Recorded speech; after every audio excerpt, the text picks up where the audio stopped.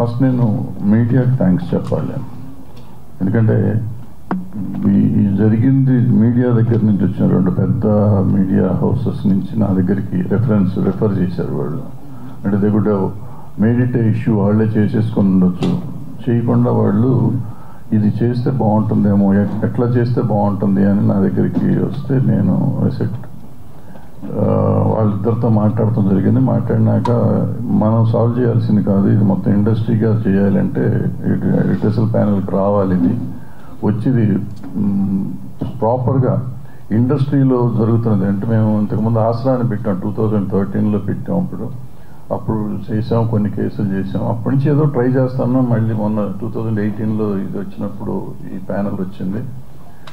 ఎప్పటికప్పుడు చేస్తున్నాం, కానీ ఉమెన్కి, ఇందులో పనిచేస్తున్న ఉమెన్కి నిజంగా ఒక ధైర్యం ఇవ్వలేకపోతున్నాం. ఇది చేస్తాము, ఇది అవుతుంది, మీకు ఇక్కడికి వస్తే నిజంగా మీకు న్యాయం జరుగుతుంది అని చెప్పే ధైర్యాన్ని మనం ఇవ్వలేకపోతున్నామని నా పర్సనల్ ఫీలింగ్ ఇది. అందుకే చాలా కేసులు రావట్లేదు. చాలా జరగట్లేదు అని చెప్పడం లేదు, జరిగినా కానీ కొన్ని రావట్లేదు ఇక్కడికి. కొన్ని వచ్చినాయేమో సాల్వ్ చేస్తున్నారు, వచ్చిన వరకు మాత్రం సాల్వ్ చేస్తున్నారు. ఇప్పుడు ఈ పర్టికులర్ కేసు, ఎందుకు ఈ కేసు ఇండివిజువల్గా తీసుకోని ఉండకూడదు? మా దగ్గరికి వచ్చిన ఇంతకుముందు ఎప్పుడు మేము ప్రెస్ మీట్లో పెట్టలేదు. ఇంతకుముందు చాలా కేసులు చేశారు ఈ ప్యానెల్. బట్ ఎప్పుడు చెప్పకుండా ఇప్పుడు ఏం చెప్తున్నారంటే ముందు మీడియాకు వచ్చేసింది కేసు, పోలీస్ కేసు పెట్టినాక.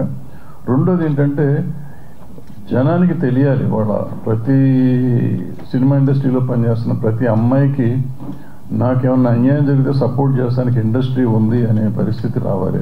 ఆ ధైర్యం రాకపోతే ఈ ఆడపిల్లల్ని విచిత్రంగా వాళ్ళు ఇష్టం వచ్చినట్టు వాడుకోవటం అనేది కొంచెం జరగకుండా ఉండాలంటే దానికి ఒక ధైర్యం కావాలి. ధైర్యం కావాలంటే ఒక కమిటీ కావాలి, దానికి ఉండే వాళ్ళు సరిగ్గా చేయాలి, ఉన్న కేసును సరిగ్గా సాల్వ్ చేస్తానికి ప్రయత్నం చేయాలి. సో ఇది రైట్ వేలో మేము ప్రజెంట్ చేస్తున్నామని నేను అనుకుంటున్నాను. సో దీనికి 90 రోజులు టైం ఉంది. ఈ టైంలో ఫినిష్ చేసి దానికి చేస్తాం. ఈ లోపల పోలీస్ కేసు ఎట్లా జరిగితే అట్లా జరుగుతుంది.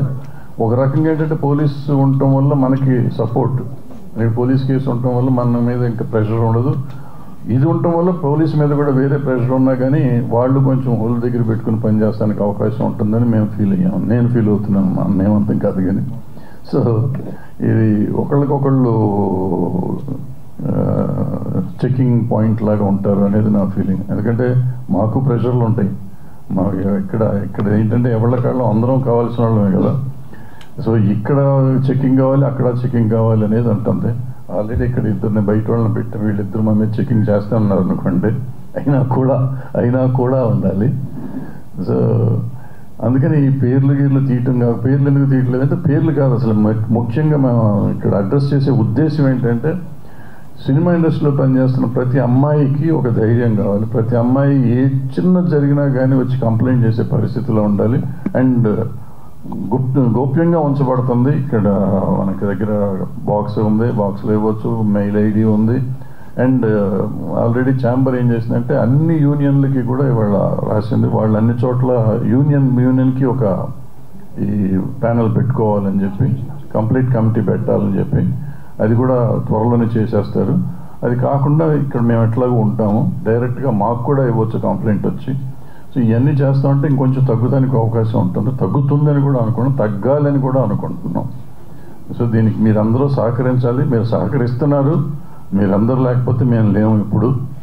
సో మీరు ఎప్పుడు సహకరించాలని కోరుకుంటూ సెలవు తీసుకుంటాం. Thank you. We'll take few questions.